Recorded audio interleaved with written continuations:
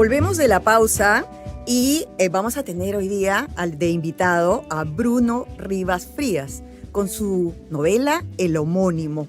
Este es el libro que él acaba de escribir y que El homónimo es su primera novela. Él tiene otras publicaciones, él es periodista, docente universitario y escritor, ¿no? Porque alguna vez le he escuchado y dice, no sé si catalogarme como escritor. En verdad, escritores son quienes, no importa si no publican, pero que escriben también, ¿no?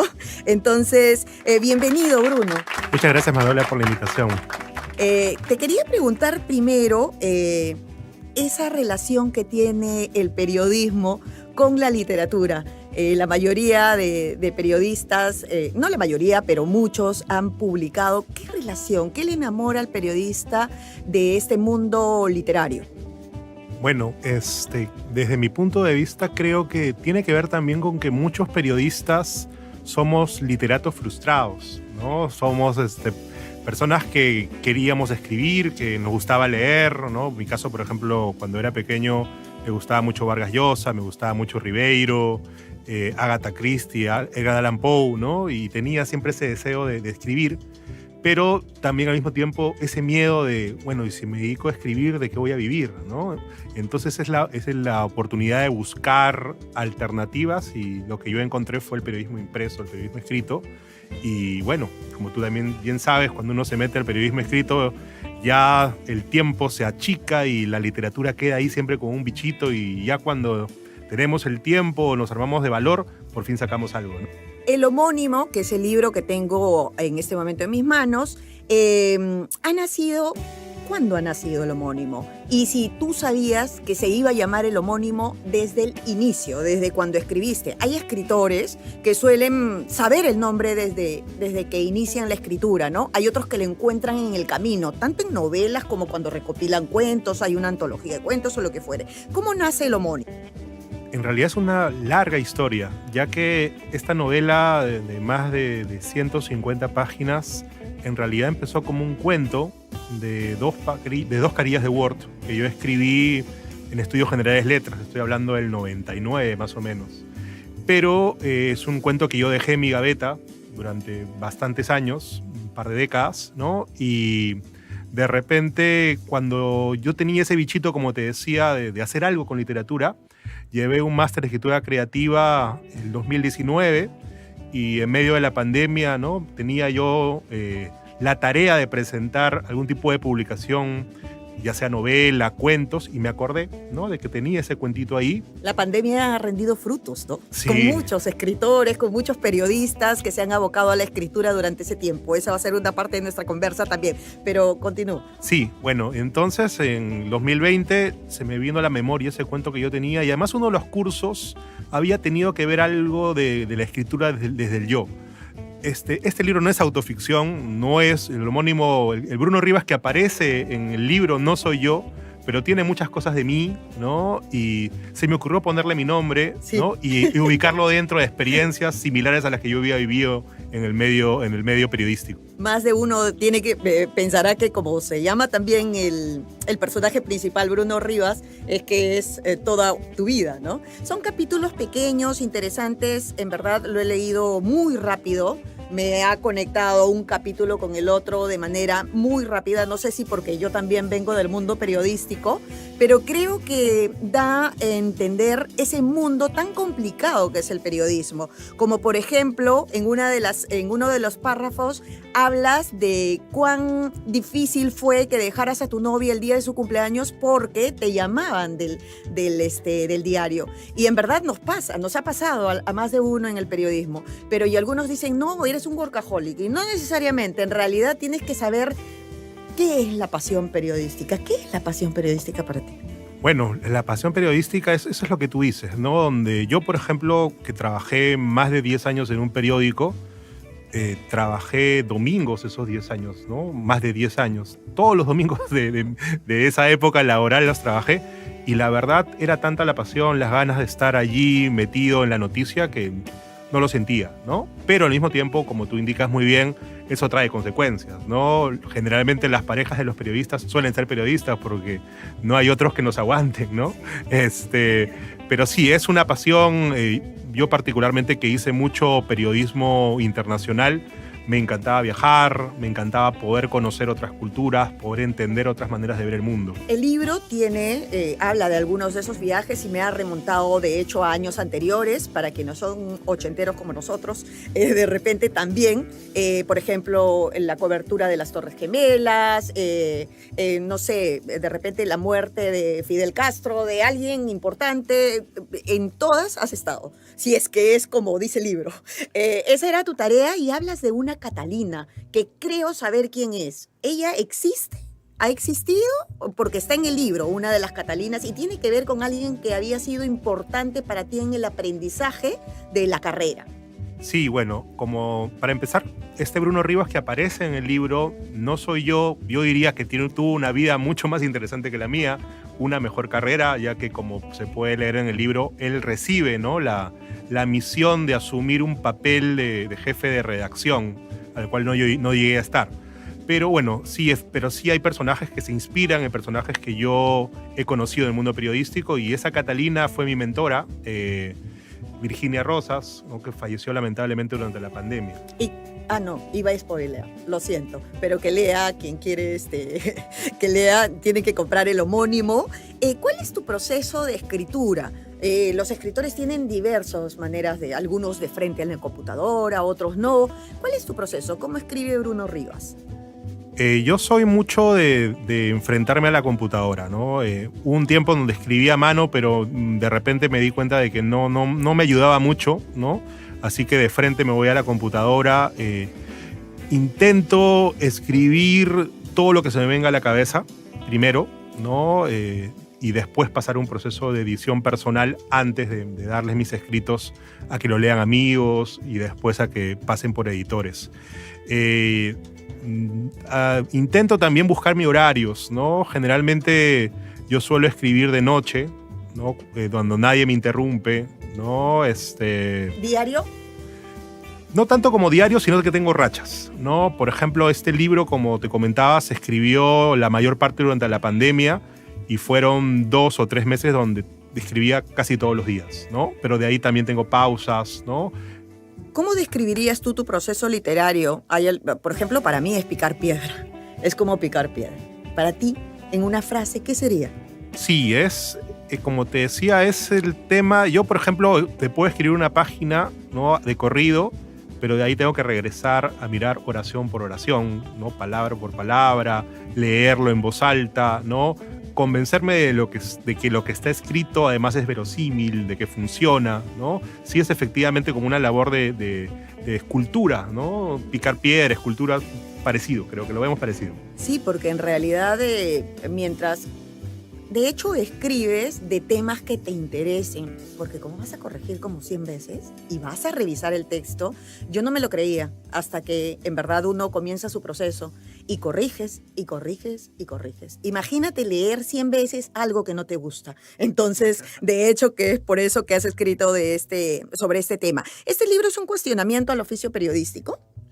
Más que un cuestionamiento, yo creo que es una mirada a las grandes transformaciones, ¿no? Y como conversábamos, creo que antes de ingresar a la cabina, el periodismo ha cambiado mucho, ¿no? Nosotros hemos pasado, ¿no?, de un periodismo donde el papel era el rey y ahora el papel es casi un indigente, ¿no? Ahora lo digital se ha vuelto lo más importante y, bueno, justamente el protagonista se encuentra frente a esa tarea de intentar adaptarse, ¿no? No solamente adaptar el periodismo, sino adaptarse él mismo a esos grandes cambios.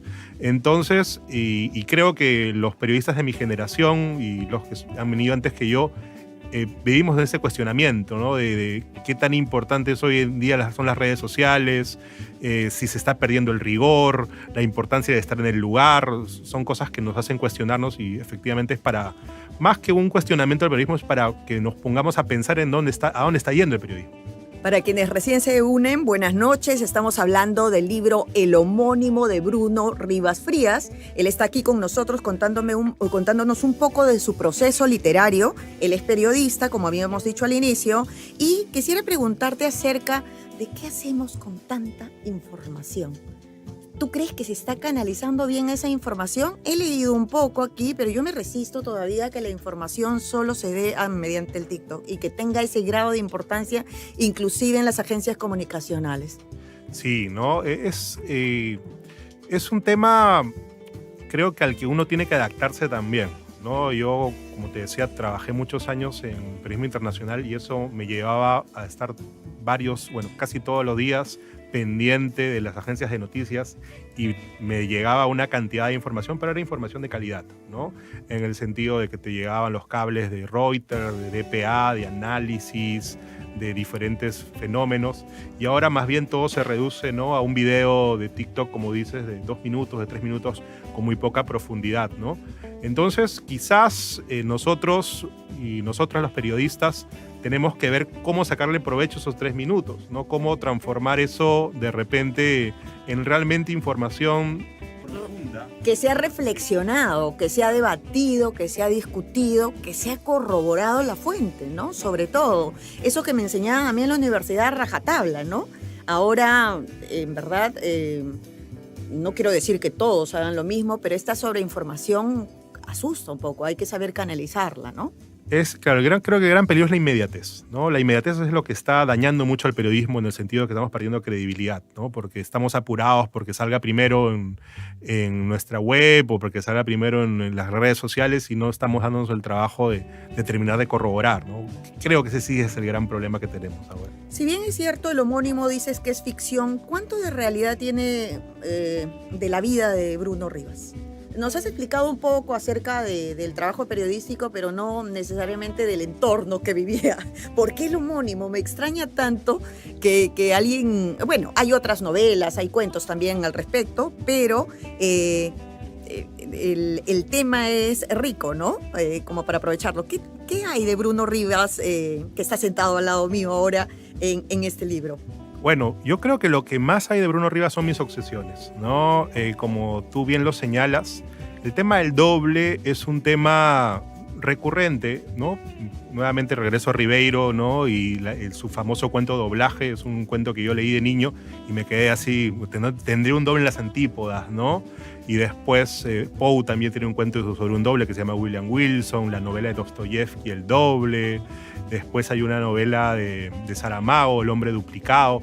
Esos temas siempre a mí me cautivaron y además yo soy de esas personas que escuchaba el nombre Bruno y veía que había otro Bruno en la sala y también como pensaban siempre en el doble, ¿no? Entonces, esa idea del doble, esa obsesión entra, ¿no?, aquí en la novela, ¿no? Justamente cuando el protagonista se encuentra con un personaje que tiene su mismo nombre y apellido y que empieza a tener una presencia en su vida que a él le causa temor, ¿no?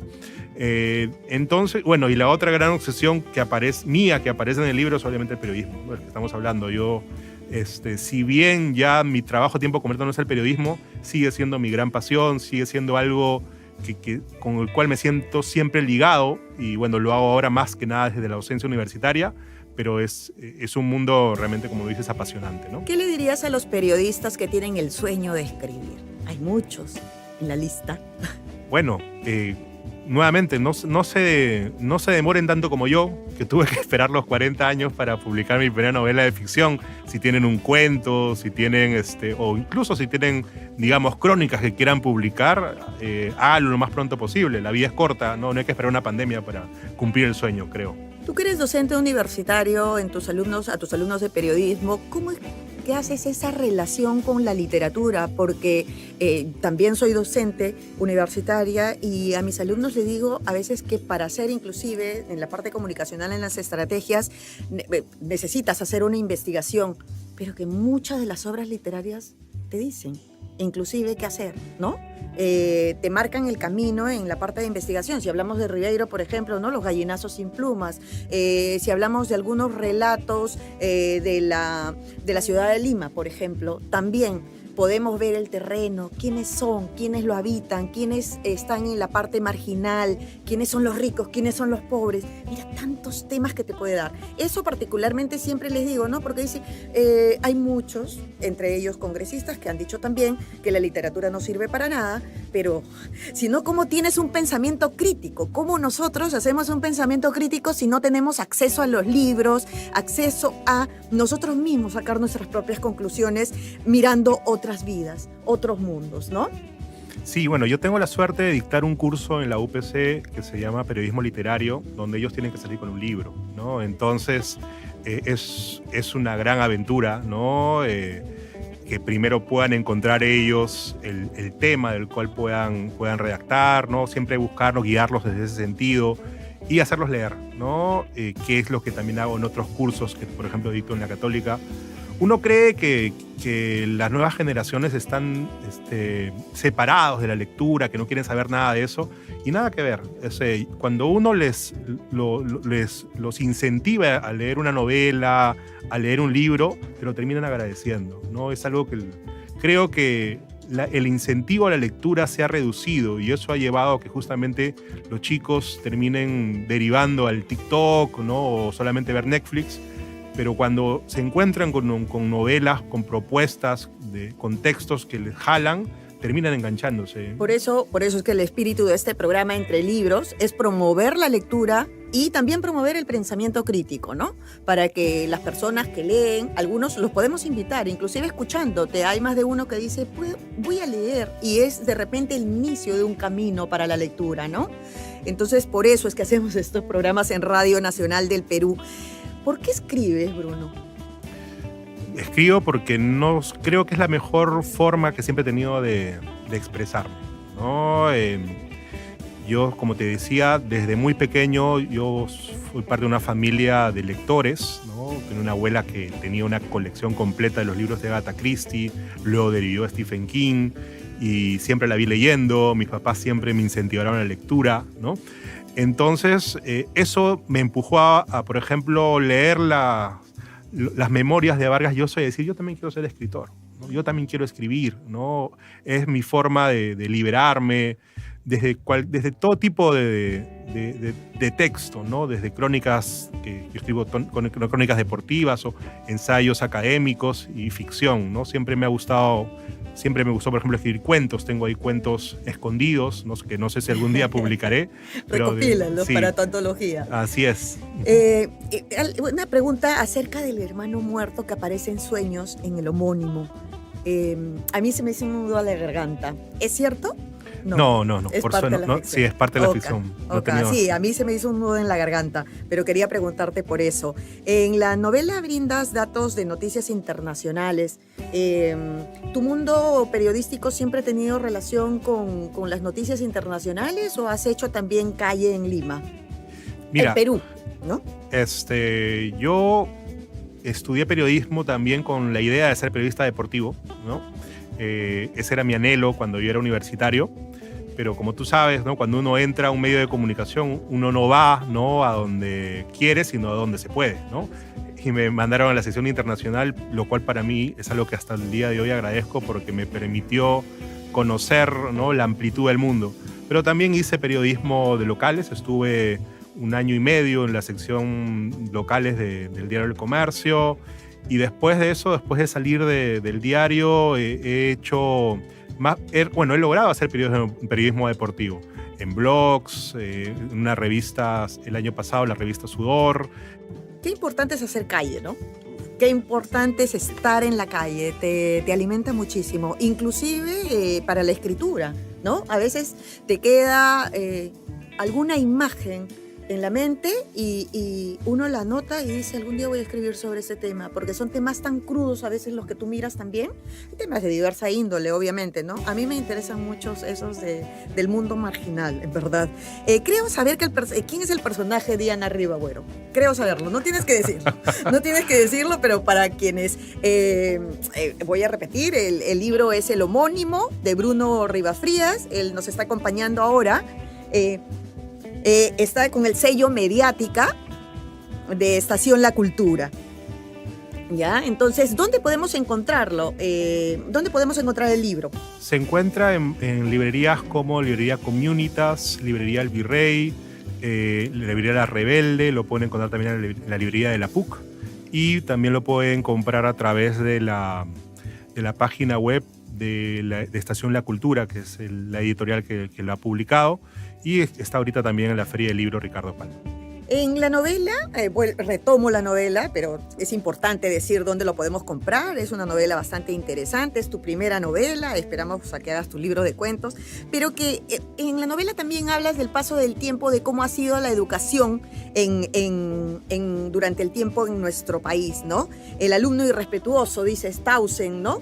Cómo se comporta, me hizo recordar a Paco Yunque y a Grieve, ¿no?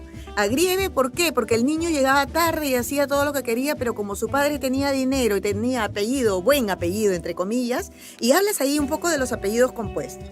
¿Por qué? Bueno, es siempre un tema que a mí me ha llamado la atención, es la desigualdad que vivimos en nuestro país, ¿no?